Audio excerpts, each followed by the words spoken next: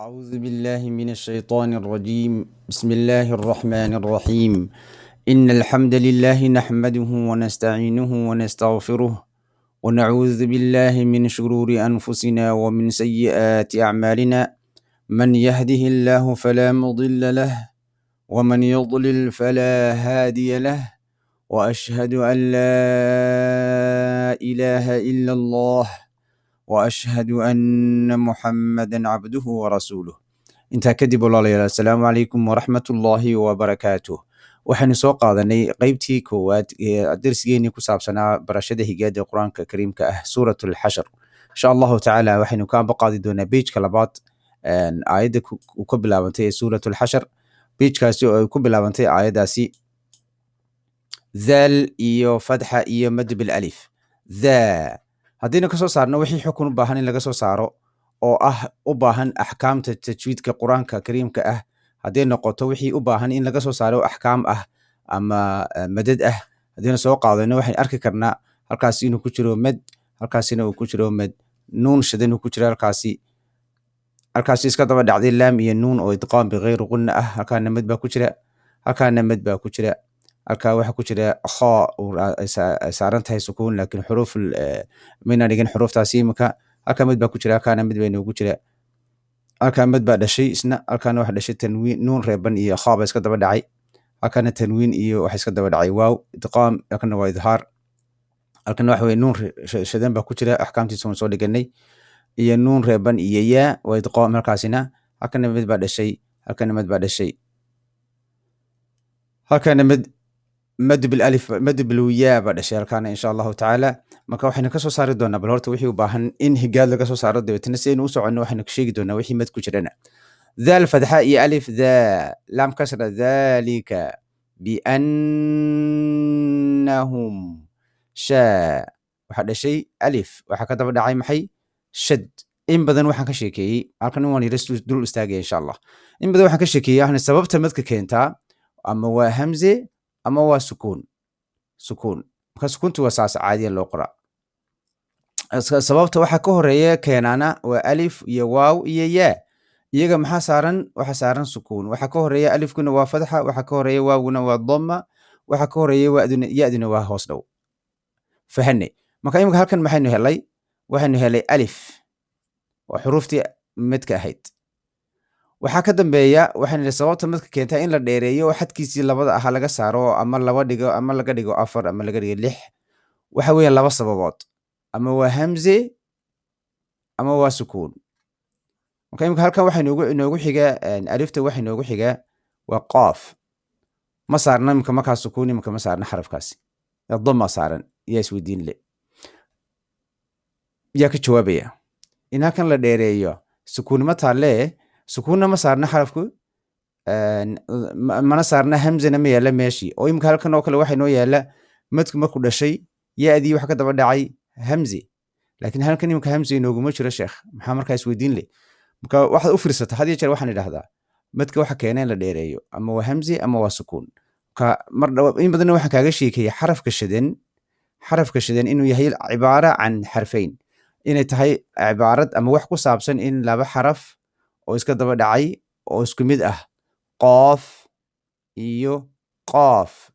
ka hore waxa siisaa sukuun, ka dambena waxa siisaa xaraka doona ha qaato. iminka dama inoo yaala halkan kelmadeenani. marka iminka labadan xaraf ee qaafka ah waa la isku idqaamo, qaaf qura laga soo qaaday, dabeetana shad baa la siiyey iyo damo. laakiin waxaad ogaatay in labada xaraf ay ka yimaadeen, xarafkii uu ka yimid laba xaraf oo ka horna uu sukuuni saaran tahay. marka sukuuntii sababta aynu keenaynay lahayna waxa keena ama hamze ama sukuun. waa tan sheekhow, sukuunti waa kaas. qaafka koowaad ayaa ah mid ay sukuuni saaran tahay. maadaama qaafka koowaad uu sukuuni saaran tahay, aliftiina ka horeyso, qaafka koowaadna uu sukuuni saaran tahay, waxaa la odhanayaa marka shiinkiina uu ka horeeyo fadxihii uu saaran yahay, waxaa la odhanayaa shaaq. ma fahanti? marka imika waa la dheeranaya, xadkiisa waa laga saaraya, laakiin qaafkan iyo qaafka marka laisku idqaamo wuxuu noqonayaa qaaf quraato oo damo leh, oo lama muujinayo sukuuntiisii. xarakadii midku saas markaa u timid, sababtii midku saas u timid in la dheereeyo, xadkiisii laga dheereeyo. marka halkan 6 baa la jiidaya imika insha allahu tacaala. dhalika biannahum الله ورسوله. فهمتي ما فلي إن شاء الله تعالى إلهي نفانسي دمانتين بقى هكذا والمد واحد شيء مد وحكى دنبي قاف قاف كواد وحسارا سكون قاف كلبانا وحسارا هوس دو مكا قاف ما دام لو قاف يسكن مديهين وحكورا يعني وألف هي مدكي واحد شيء أكن اللي مدل وحويان مركا الكلمي مد كلمة مثقل كي كلمة مدكي كلمة كويمد ويمكا والكلمة قلو كويمد وأنو أدقي هي وحنا هذا مثقل من حرف كويمدا وحرف قراتو كويمدا سيدا أي حرف وكله sida miimka oo kale oo laba miim marka la qoro saas loo qoraa miim oo kale laakiin miimka marka sii qorto asoo kale loo qoraa miim afwan halkan waa miim marka imika miim haddii miim kale kasii daba dhaco oo kale miim oo kale haddii miim kale kasii daba dhaco halkan la wada isku idqaamaya labadan miim marka mid baa dhalanaya saasaan uga jeeda insha allahu tacaala marka halkan waa lamid imika waman tanwiin iyo yaa idqaam ومن يشاق الله فإن الله شديد العقاب ما قطعتم ميم ربا يميم وسارين هي حركة وإدقام المتماثلين هكذا نون ربا يو لام إدقام بغير غنة وحنا نمك الأولانية مل مكلمة آخرية لامك نونتا ملينة تنوين إيو همزة إظهار ما قطعتم من لينة تن موجة مركا أو ترك همزها موجة همز كي أما هودي صباحي سيكافكا أو تركتموها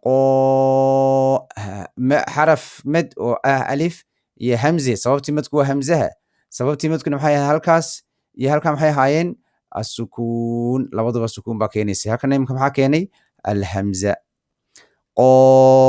قائمة عين باك دبا دعي محي تنوينتي وإظهار هكذا حكا دبا دعي حرف كي يأذها وحكا دبا دعي همشة ألفتي وكاس على آذة وحكا دبا دعي همزة متكي ولا شيء مكنا على أصولها فبإذن الله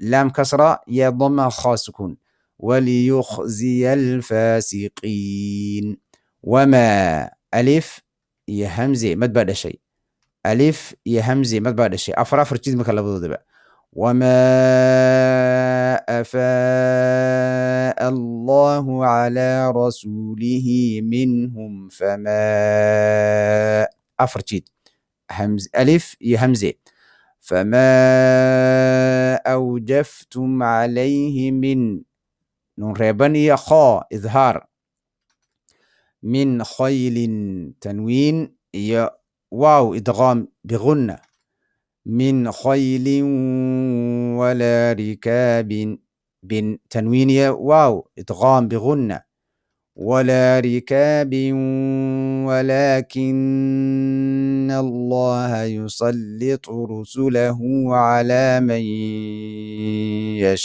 يشاء نون ريبان يا إدغام يا مدكران ولا شاركن على من يشاء همسهنا موش مكو كتير حق دم وحسس همسة سكون سارن يشاء والله على كل شيء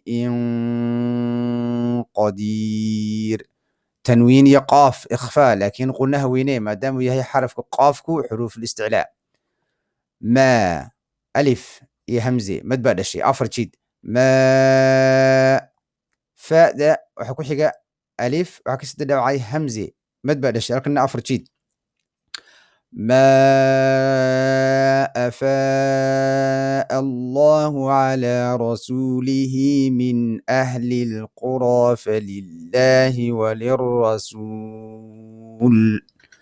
إنه سوقات انتو حكتين إن شاء الله تعالى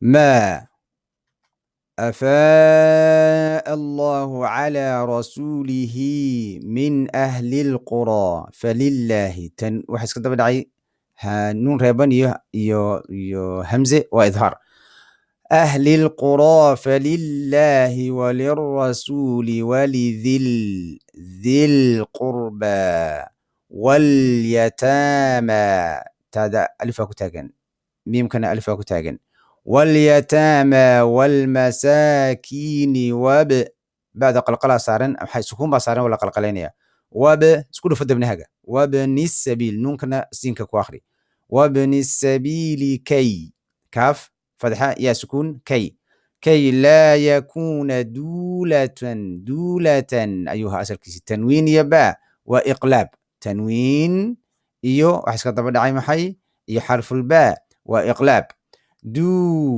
دولة بو أسر كيسي لكن أعترى هذا ميم بدل تنوينتي ماشي بعد ما دام اسم مخرج هين ميم كي بادو دولة بين الأغنياء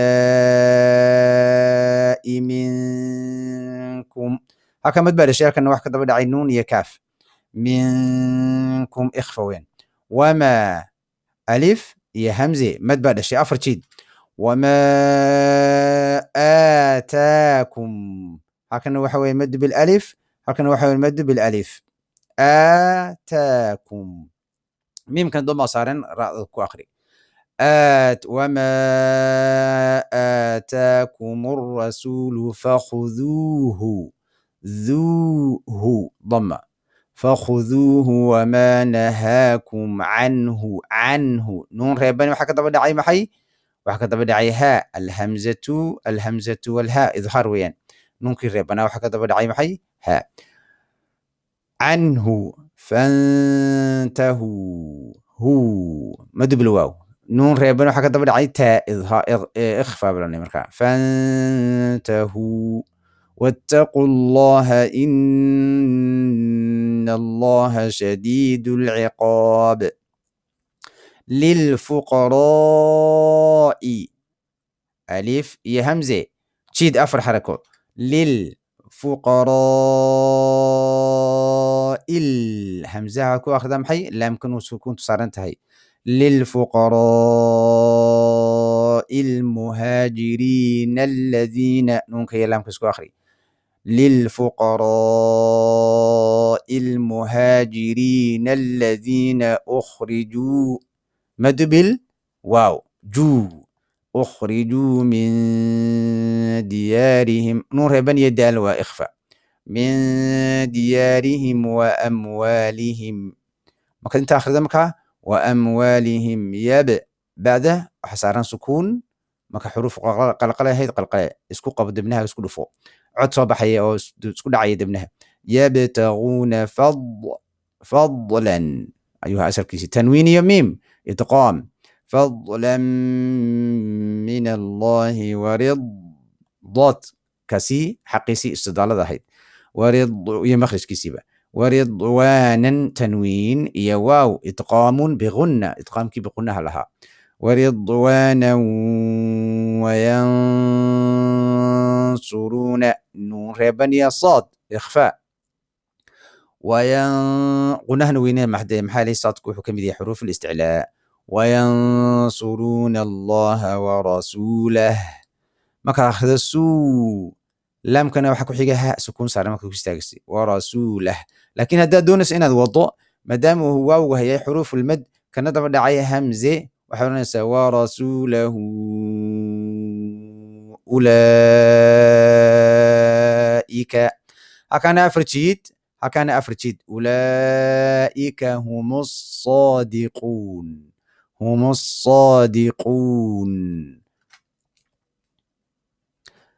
الله ينوافع دمانتين بإن شاء الله تعالى كاسينكو تشوشين دونا والسلام عليكم ورحمة الله وبركاته.